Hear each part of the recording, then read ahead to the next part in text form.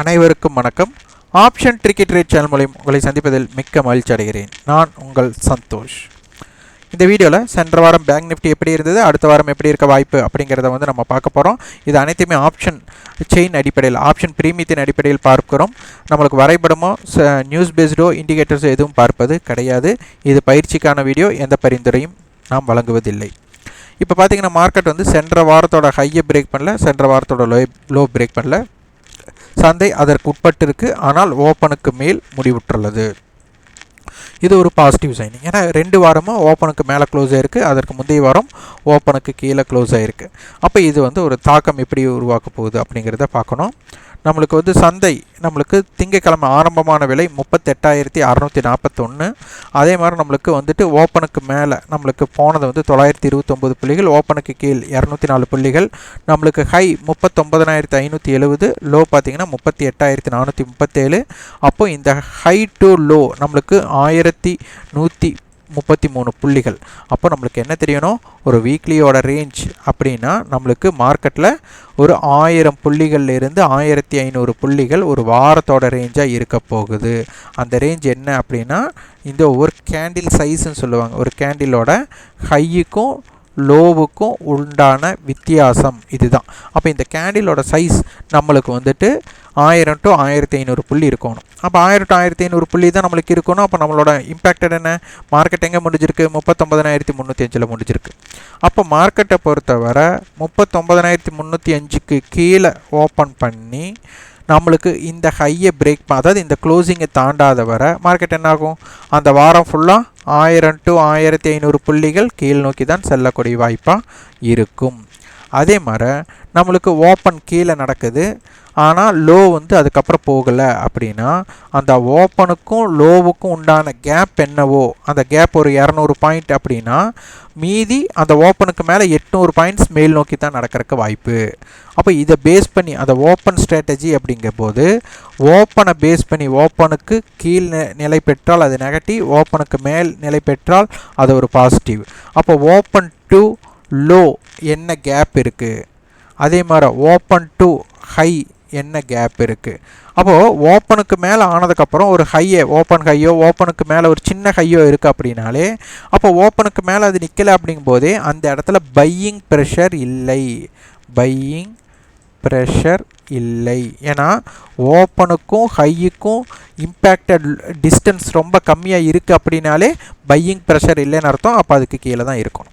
அதே மாதிரி ஓப்பனுக்கும் லோவுக்கும் உண்டான கேப் ரொம்ப கம்மியாக இருந்தால் செல்லிங் ப்ரெஷர் இல்லை அப்படின்னு அர்த்தம். அப்போ என்னாகும், மார்க்கெட்டோட மூமெண்டம் மேலே போகணும்.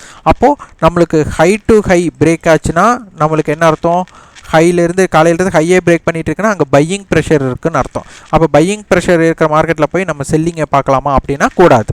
அதே மாதிரி ஓப்பன் ஆனதுலேருந்து கீழே செல்லிங்கே கட் ஆகிட்டே இருக்குது அப்படின்னா அந்த இடத்துல போய் பையிங்கை ட்ரை பண்ணக்கூடாது, ஏன்னா செல்லிங் ப்ரெஷர் இருக்குது. அப்போ இந்த மாதிரி விஷயங்கள் அடிப்படையில் சும்மா லாஜிக்காக இதை நீங்கள் பொதுவாக வெளியிலிருந்து மார்க்கெட்டை பார்த்தாலே இதுதான் அடிப்படையாக நடக்குது அப்படிங்கிறத தெரிஞ்சுக்கலாம். அது போக நம்மளுக்கு ஸ்பாட்டுக்கும் 39,305 ஸ்பாட், ஃபியூச்சர் 39,440 பிரீமியத்தில் இருக்காங்க. இப்போ இது அட்டவணை, முதல் அட்டவணையில் டாப்பில் பார்த்தீங்கன்னா வேல்யூமில் பார்த்தீங்கன்னா நம்மளுக்கு அதிகமான வேல்யூம் நடந்தது 39,500 காலுக்கும் 500 புட்டுக்கும். அப்போ சந்தை 39,500 கால் அண்ட் 500 புட்டோட கட்டுப்பாட்டுக்குள்ளே இருக்காங்கன்னு அர்த்தம். அப்போ 39,500 கால் அண்டு புட்டோட அடிப்படையில் சந்தை எப்படி பார்ப்பது அப்படிங்கிறது பார்க்கணும். இப்போ இங்கே மிகைப்படுத்தின மதிப்பு அப்படிங்கிறது பார்த்தீங்கன்னா கொஞ்சம் அதிகமாக இருக்குது. இதனால் கேப் அப் ஆர் கேப் டவுனுக்கு வாய்ப்பு, ரேஞ்ச் அதிகமாக அமையலாம், இல்லை மூன்றாவது பிரீமியம் கரைவுக்கு உட்படலாம். இப்போ மார்க்கெட்டோட நம்மளுக்கு குறுகிய எல்லை அப்படின்னு எடுத்துக்கிட்டால் 38,927லிருந்து 39,766, வைட் ரேஞ்சுனா 38,461லிருந்து 40,139. இதே மார்க்கெட் 39,500 கால் மற்றும் புட் அடிப்படை அப்படின்னு எடுத்துக்கிறனால அப்போ 39,500 காலை ரைட் பண்ணவங்க பயப்படக்கூடிய இடம் 39,855, 39,031 புட்டை ரைட் பண்ணவங்க பயப்படக்கூடிய இடம் 39,031. அதே ரைட்டர்ஸ் எடுத்துக்கிறீங்க, பையர்ஸ் எடுத்துக்கக்கூடாதா அப்படின்னு ஒரு கேள்வி கேட்டால் அப்போ பையர்ஸ் எடுத்தால் அதுக்கு மேலே போனால் மேலே இதற்கு மேலே போனால் தான் அவங்களுக்கு ப்ராஃபிட். புட் ஆப்ஷனை பை பண்ணவங்களுக்கு இதற்கு கீழே போனால் தான் அவங்களுக்கு ஒரு வாய்ப்பு. ஆனால் நம்மளுக்கு ஆப்ஷனை பொறுத்தவரை ஹெட்ஜிங் பர்பஸ்னால ரைட்டிங்கோசரம் தான் பயன்படுத்துவாங்கனால நம்ம செல்லரோட பாயிண்ட் ஆஃப் வியூலையும் நம்ம பார்க்குறோம். அப்போ மார்க்கெட்டில் வந்து 39,500 கால் 500 புட் தனித்தனியாக வியாபாரம் செஞ்சவங்களுக்கு, இதை கூட்டாக வியாபாரம் செஞ்சவங்களுக்கு அப்போ 39,500 புட்டோட ப்ரீமியம் மற்றும் காலோடைய ப்ரீமியம் இது ரெண்டு ஆட் பண்ணால் அதனோட இம்பேக்டட் என்ன அப்படின்னா மார்க்கெட்டில் 38,676 அப்படிங்கிறது 39,500 காலும் புட்டும் சேர்ந்து ஸ்ட்ராடல், அதாவது ஷார்ட் ஸ்ட்ராடல் பண்ணவங்க பயப்படக்கூடிய இடம் 38,676.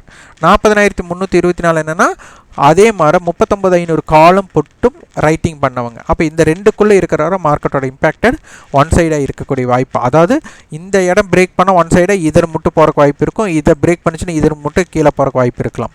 இதற்கு உட்பட்டு இருக்கிறது ஒரு வால்டைல் ஜோனாக இருக்கும்.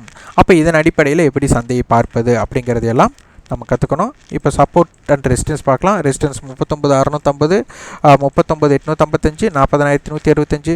சப்போர்ட் லெவல் 39,239, 39,031, 38,735 இருக்கும்.